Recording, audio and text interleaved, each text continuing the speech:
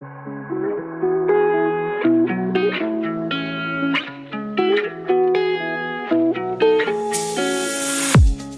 listening to an AINC original podcast. We believe you don't have to do life without a compass. Let us be your guide on this amazing journey. Welcome to Navigating Life with Vision Loss. Hello and welcome to Navigating Life with Vision Loss.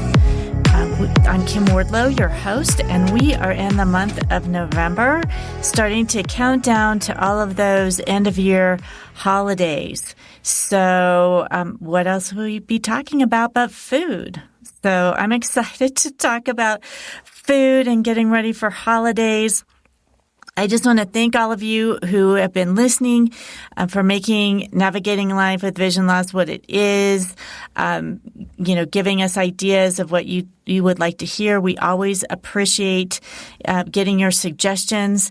It would also be helpful to us if, however you are listening, if you could subscribe or make a comment. So if you're on Spotify or Apple Podcasts or any of those platforms, that would be great.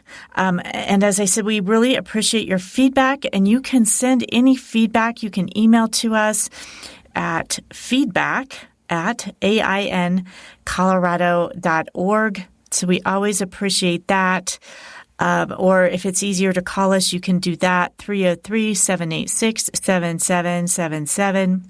Besides the holidays, this is also the Countdown to Colorado Gives Day, which happens the second Tuesday in December. But starting November 1st, you're able to schedule your donations, so you don't even have to worry about remembering which day Colorado Gives Day is occurring. So we appreciate all your donations and contributions so that we can continue to provide programming to you. Well, as I said, we're going to be talking about food, and we're going to be talking with Chef Deborah Erickson. She's an executive chef and founder of The Blind Kitchen. Deborah is blind with a diagnosis of retinitis pigmentosa. She has very little vision and only one eye. She was the only blind student in her culinary school and is a vocational rehabilitation instructor at the Oregon Commission for the Blind. And she currently resides in Portland, Oregon. So welcome, Deborah. Thank you for joining me today for our program.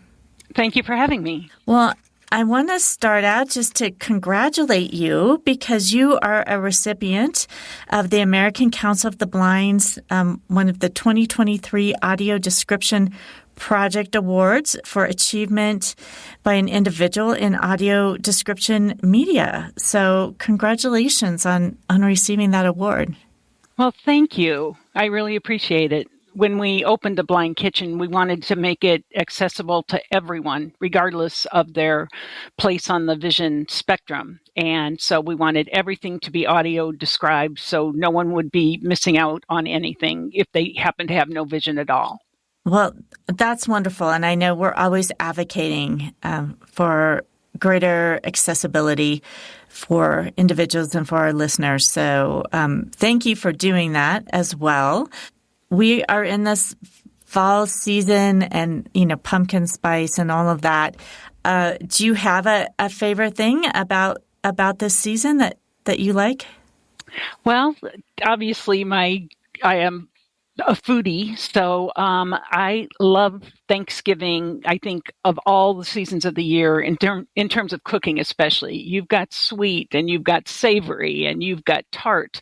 I mean, you can go all over the board to be able to have fun with your cooking and try your hand at it. I think so, and whether you go to a traditional meal with the turkey and stuffing, or maybe you're doing something alternative, vegetarian, or just choosing to do some other type of cuisine, or having Italian or Chinese food or something. I think it's that gathering together that's always so important, and it seems like food is so often at the center of our gatherings. You're exactly right. Everybody has to eat, so that's one thing we have in common right away, because you can't get out. You can't keep living if you don't eat. Right. So we have that. But so much of our memories and traditions and holidays are centered around the food when we get together and stuff like that. It is, food is a great uniter.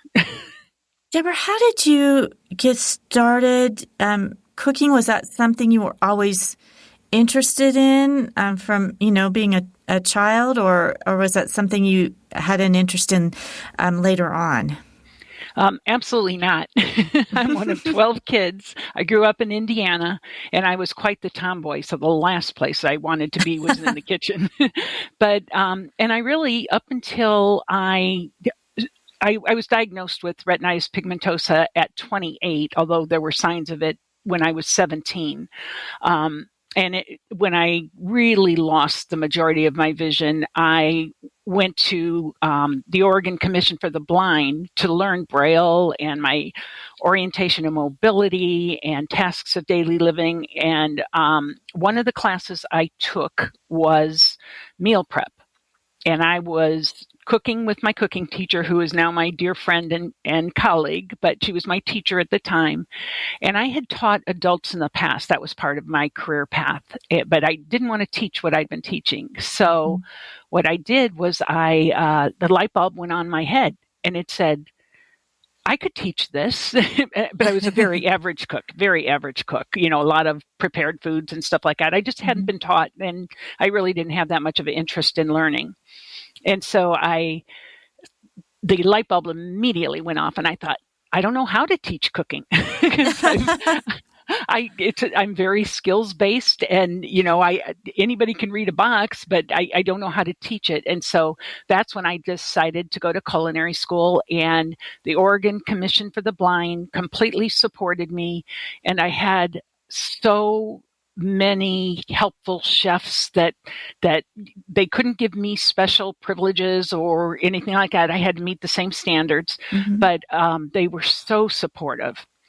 And so that's how I ended up getting into cooking. And I fell in love with it, the history of it, the science of it, not to mention the taste of it. I really love being able to put out delicious food for people I care about, and the pride that I hear in a student's voice when they actually create something that they never dreamed they'd be able to make a pan sauce or make cupcakes or whatever it is their goals are. It just, there's nothing like giving someone that power. I'm glad I can be part of it. Did you have any barriers or resistance from the school itself? Had they had a blind student before? They did not. It was McClaskey Culinary Institute in Vancouver, Washington. It's on the campus of Clark College, and they were fabulous from start to finish. I did need some accommodations, but one of the chefs, Chef Earl, who I still keep in touch with, he actually heard he was going to get a blind student, had never had one.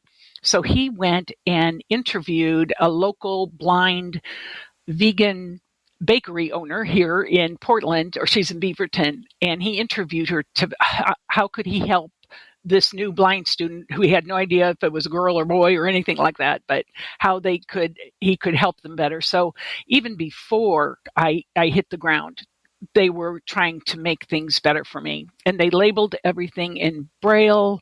Wow. I used the Pen Friend in the spice section. They were like 150 spices, so I could just go down really quickly in the spice section with my pen friend, talking scales, talking thermometers, whatever accommodations I needed to be competitive, they were willing to entertain. They were wonderful. I can't say enough about them. Wow, that is so great to hear. So often we hear stories from the opposite standpoint where people have really faced some major struggles. So kudos to them. It's great to hear when a school is doing all that prep and the chef being so proactive to interview someone who is blind to try to prepare. That's just great. That's just great to hear. Yep. They've since had 2 blind students that two blind students that they've had me speak with about my experience there. And I don't know if they ever ended up going into the program, but they're sending them to me now to get the real deal on what it's like to be a blind culinary student. Right. Well, that's great. Well, if there are folks out there with that interest, they may be interested in that particular program. So how did you go from, went from not really being interested in cooking to realizing you really loved it and loved all the aspects about learning about food. How did you get from there then to starting the Blind Kitchen and teaching others? Good question. So, as I said, I knew I wanted to be a teacher, and then I knew I wanted to be a blind cooking instructor for other blind people. And I graduated in June of 2019, and in March of 2020, the world paused with COVID. And so I was quote unquote paused for a year and a half. We had every intention of bringing me back. I knew that was in the future, but in the meantime, all I could really do was watch, the cooking shows and twiddle my thumbs. But then, the idea, I really wanted to teach, and I had gathered all of this information and all of these. I don't really like the word gadgets, because if they're in the Blind Kitchen, they are tools. They're not generally one and done. So I just started to organize, because that was the thing. When I was trying to solve my own cooking problems as a student and as a teacher, I found nuggets of information in different videos, different books, different podcasts, but there was no one place where it was all organized. And so I thought, I'm going to organize this, because that's what I do. And so that's what I did for the year and a half. And so the Blind Kitchen came from out of COVID, actually, because otherwise I'd still be teaching, and, I wouldn't have had that time to reconsider how I can teach people in an alternative way. Well, for all the, the suffering and the bad things that COVID brought, there are definitely some good outcomes. And I think this is one of them, because your reach, the number of people you can reach is so much broader now that you have the Blind Kitchen online. It's true. So the one thing that I want to kind of make, so we provide accessible culinary tools for people with vision loss who like to cook, but we can't do lessons, the cooking lessons. This is for people, and a lot of our customers are people that have age-related vision loss, and these people were the grillers for their family on the 4th of July or Labor Day, or they were, they cooked the whole Thanksgiving feast or the whole Christmas or birthday or whatever, and now they can't read large print recipes anymore. They don't know how to get into the kitchen without cutting or burning themselves. And so that's what the Blind Kitchen, the problem it aimed to solve. I would like to do cooking lessons in the future, but this piece felt more manageable to me. And now we have over 80 culinary tools in 8 different collections, or people can find them individually. So we're just, I'm still growing this part of it. It's very fun. Well, what are some of your favorite tools, and how using those tools and understanding how to use those tools can keep people safe in the kitchen once they've started to lose their vision? Okay, focusing on safety, there is a tool called the Cut Glove, and it is a flexible, thin glove, but you literally cannot cut through it. So when you put it on your hand, it's stretchy, a little bit thin, but the threads are cut-proof. And so you just put that on the hand holding the food, and then you can cut with the knife. And the thing is, if the knife touches the glove, you're going to stop. If that was your skin, it'd be too late by the time the message reached your brain. And the same thing with grating. I'd never use it without grating, because I don't know of any cook that hasn't left their DNA at some point of their knuckle when grating cheese or carrots or whatever. So yes, that's not necessarily a sight issue. No, it is not. It is not. And then we also have something called a heat glove, and most hot pads are thick, bulky, quilted. and they're excellent against heat protection, but they offer very little tactile information, and you don't get to change your mind. You kind of plant it and you grab that turkey pan or the casserole pan and go and pull it out of the oven. But what we have, ours are made out of cotton, several layers of cotton, so you're getting some heat protection, but not enough to protect against the heat. But they're covered with silicone designs, and those designs provide a non-skid feature. So you're getting the heat protection, but I can also, there are 4 fingers and a thumb, so I can also adjust my grip on the pan. And then once I've got my grip where I want it, those designs are going to not only protect me from the heat, but provide non-skid properties. And I want to talk about one more thing. The people don't need to get this from the Blind Kitchen, but we have something called Sharps baskets. And what they basically are elongated pencil organizers is basically what they are. They're long, thin drawer organizers, essentially, to give you the visual. But we send 2 to each person. So when you're at your work area, you have one at your work area, and then you put another one on the back of the sink. And in my house, my husband has cited, I don't want him leaving knives in the bottom of the sink or on the counters or somewhere like that, because I can't glance and see them. So the rule is, if the Sharp is not in our hand, that can be scissors, a peeler, can openers, anything that could potentially cut me or him. But we put it in the box. If it's at my work area, I'm just going to drop it in the box. And let's say I'm fabricating a chicken, and now I can't put it back in the clean box with the other things, or they'll get contaminated. So I just move it to the box on the back of the sink, and I can wash it later. I don't have to stop what I'm doing. So that's just one kind of tip that you get from the Blind Kitchen to help you keep safe. It's an easy rule to negotiate with your family. Definitely.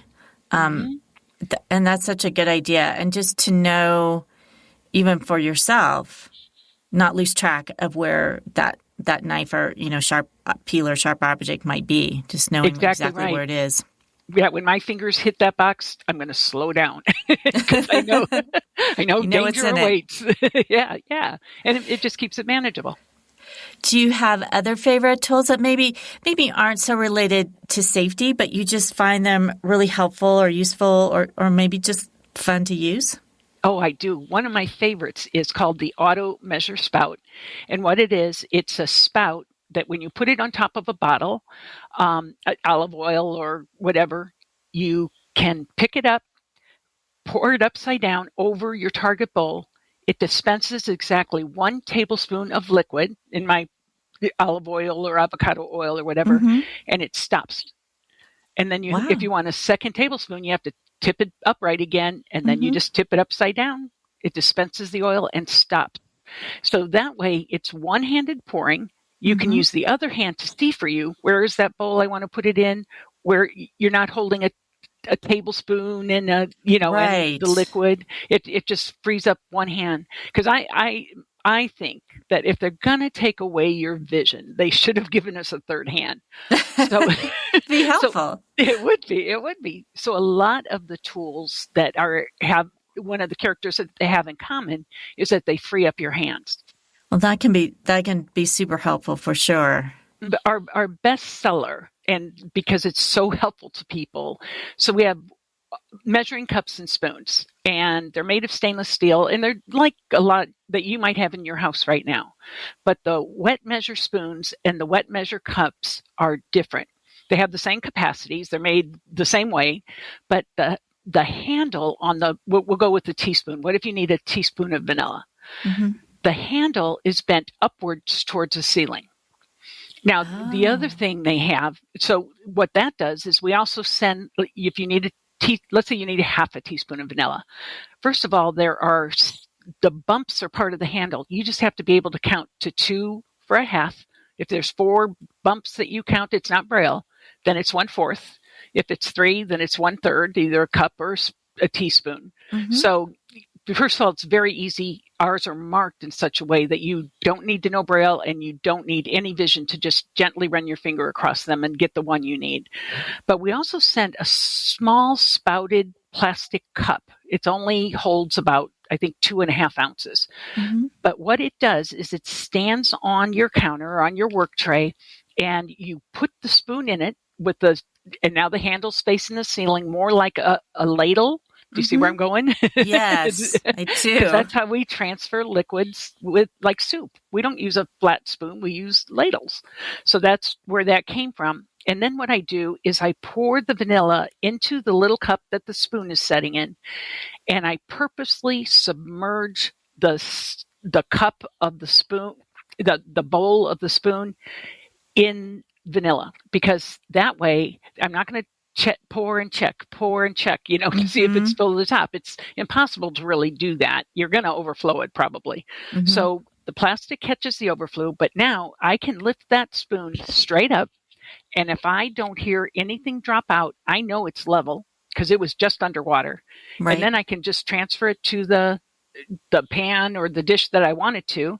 Then when I'm done, I can put the spoon in the sink, but now I've got this overflow vanilla. And vanilla is very expensive right now. You don't want that. So we also send a special size funnel that is about 5 inches tall, and about 2 inches of it is the thin part that can go in the smallest vanilla bottle. And now instead of trying to pour that into the mouth of that little tiny 2-ounce vanilla bottle, which it's hard to hit, now you've got about a 4-inch target on the top because the funnel, comes out or balloons out, I should say. Right. And then you can just pour it in, and it's very quick and very easy. So now you have the exact right amount that you wanted, and there's no waste and no mess. Oh, that is great, because you definitely, especially with something expensive like vanilla is right now, pure vanilla, you don't want to be overflowing that into the sink and losing it or anything like that. So that's great. And then you're not losing it trying to pour it back into the bottle. Because sometimes if you have – so often the funnels that have a small enough opening at the bottom to go into those containers, well, then they're also pretty small at the top. So having that wider top really is helpful. Right. And we found out with those mini funnels, we started out trying those, but they also pour so slowly. They drain so slowly. Oh, right. It takes forever. We looked a long time to find this funnel that would do it quickly. It does it in real time. So with those other ones, it was easy to back up, that it was going through too slowly. So these aren't mini funnels, but it's a special size funnel that works well. Yeah. Yeah. Well, and then too, that you're not, if you don't know how long it's taking to go through, that again, you might pull it out and lose some of what you're trying to pour back in the bottle. Exactly right. It happened. So I know that you said you're not actually, teaching lessons online through the Blind Kitchen website. However, I did notice that you have some really great tips there. And as we're getting, close to Thanksgiving and some of those holiday dinners and things like pie, one of the tips that I loved, and there may be some others, not just for dessert, but for others, if you're cooking a holiday meal, the one I saw was the tip for putting a perfect dollop of whipped cream on your pie. I just love that. So I don't know if you want to speak to that, or if you have any other really good tips for folks as they're preparing holiday meals. Sure. I'll go ahead and speak to that because it's really quick and easy. So what we have is the perfect dollop, and we have a 1-ounce portion scoop, and then we have a wide mouth funnel, and it's used for canning. Some homes have them, some homes don't. It kind of depends. Mm-hmm. But you can place that wide mouth funnel on top of the thing. So it's about a 2-inch circle, maybe 1.5 inches on the bottom. Mm-hmm. And then you can take your portion scoop out 1 ounce of whipped cream, which is a reasonable size for a normal piece of pie, right, and empty it into the funnel. So it's going to fall onto the pie. You've already pre-placed it, so you know it's where it's going to be. And then you empty the funnel out, and then or the portion scoop, and then you can just use a little silicone spatula to kind of run around it. And then all you have to do is lift straight up, and you'll have the same size and look and location for each of the pieces of pie you serve. So as far as Thanksgiving goes, one, if you're cooking a traditional Thanksgiving dinner or any whatever poultry or whatever, it's important that you be able to monitor the internal temperature of poultry, because you can make people very sick if the poultry is not cooked to at least 165 degrees. And it's hard to do that with vision loss. So first of all, we have the talking thermometer, so that you just press a button and it's going to tell you in real time what the temperature is. You don't need vision to use it. But when I'm cooking a turkey or roasting a chicken, it's so hot when I'm checking the temperature, I can't really touch it with my fingers for very long. Right. So that same cut glove that I talked about earlier, it's not meant to protect against heat, but it does a little. It's better than your skin. It does a little bit. So that way I can touch the turkey for just a second, tap it for a second, explore it, and then I can find the biggest part of the turkey and closest to the bone and insert that probe thermometer so that I know the inside of the turkey closest to the bone, the thickest part of the meat, is going to be the last part to cook. Right. So if that's at 165, or there is a concept of carryover cooking. So if it's like at 161 or whatever, with a bird that big, it's going to cook for another 4 or 5 minutes, depending on how big it is, even after you take it out. So you don't need to have someone come in and read your thermometer for you or to place it for you. We can do it ourselves with these tools. That's great. Well, I think all those tips just are super helpful to people. Even individuals who maybe have been cooking for years, as you said, and lose vision later in life, and somehow it's just not the same, and they can still cook and they know their recipes, but they can't check things and do things in the same way. So all of those tips, I think, are really helpful for folks, so that they can keep doing the things that they love. And unless they don't like cooking, maybe they're using it as an excuse for somebody else to cook the meal. But if they enjoy cooking, that they're able to keep on doing that. Exactly. Well, the other thing I think it's important, I would say 90% of the tools that you'll find in the Blind Kitchen were not meant for people with vision loss. Those canning funnels weren't meant for people with vision loss. They were meant to help with canning. The portion scoop, restaurants use those all the time to control costs and portions. Because if you and I go into a restaurant together and you get a bigger scoop of mashed potatoes than I do, I'm not going to be very happy. Somebody's going to be unhappy. Exactly right. So that, and plus the costing will be off if they. So portion scoops aren't invented for, but they can help us. They can help us to make perfect golf-sized meatballs, cookies. I use them for cookie dough. Just level it off, and it helps to make sure that your food is consistent size and weight for cooking, so it'll cook evenly instead of guessing if you've got the same size. Well, that's helpful. And as you said, people may have some of these tools already. And not even realize how they can be adapted and used to help them with their vision loss. And you have the videos on your YouTube channel of the tools. So whether they're looking at purchasing something new to help them, or learning how to use something like maybe an ice cream scoop that they already have, then that's a great place to learn about that. And you have all the audio description, obviously, too, with your award.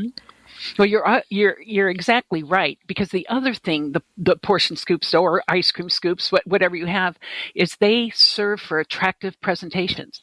If you put a scoop of mashed potatoes or a scoop of rice on someone's plate and it forms a perfect dome, you can just sprinkle some herbs on it, or maybe some toasted almonds or whatever, and it's just going to up your game in presentation. It's just going to look beautiful, and people like, you did this? Like, yeah, by the way, I did.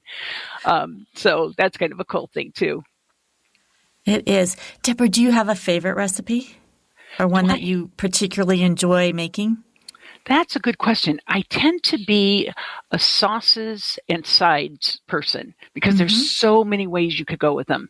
So, for example, chicken marsala. I love making that. It's the poultry with a wine sauce. You use the pan sauce, and I'll usually use just one herb to make it shine. Like maybe I'll use oregano. The next time maybe I'll use only rosemary. The next time maybe I'll use thyme.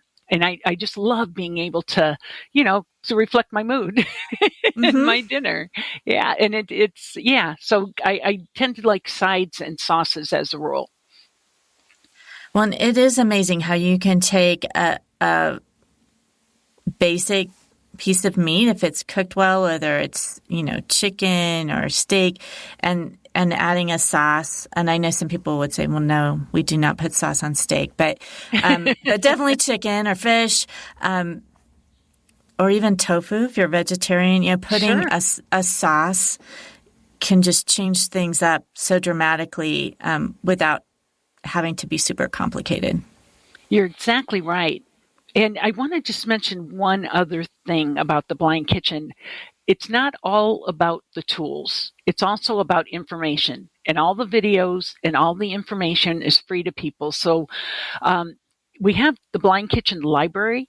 And if you go in there, there are 12 categories of things. How do you label things how do you identify? If I hand you 2 cans of a soup that are the same size and weight, what are ways? And there's not just one way, there's like 12 ways. It might be it depends on your comfort, your budget, how high tech do you want to go? It depends on your comfort level with technology. Can you read Braille or not? Can you use apps? It can be as simple as if you're going to the store and you buy a can of cream of mushroom soup and a can of cream of chicken. You can put a rubber band around the cream of mushroom, and you got to think mushroom has an R in it, chicken doesn't.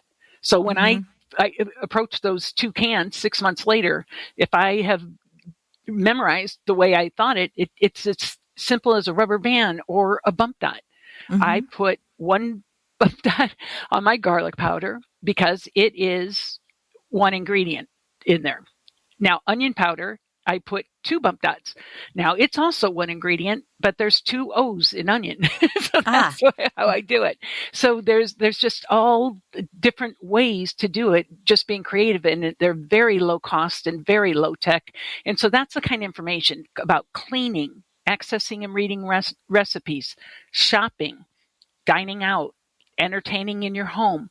All of these things are still we're capable of doing, but sometimes we just need the information. And so I get ideas from people all the time in my presentations, and I write blogs about them in the Blind Kitchen so that people can access it, and hopefully there's something in there that can solve your problem. Yes, and I think that's so important for people to get that information and have that access, and just the idea that you can create systems that work for you of how you're organizing spices or other items in your kitchen, that there may be lots of different possibilities and suggestions out there, but in the end, you do what makes the most sense for you, and then try to get, if you're living with others in your household, trying to get everyone else to adhere to the same thing, put things back in the same place, that kind of thing. Easier said than done. I don't have a special strategy for that. That can be a little bit harder. It absolutely. But we control what we can control. We just do the best we can do. Yep. That's right. Well, one time of getting garlic in a dessert or something, might cure them of putting things in the wrong place. or salt in their coffee. Yes, exactly. Well, any final tips or suggestions that you wanted to give folks?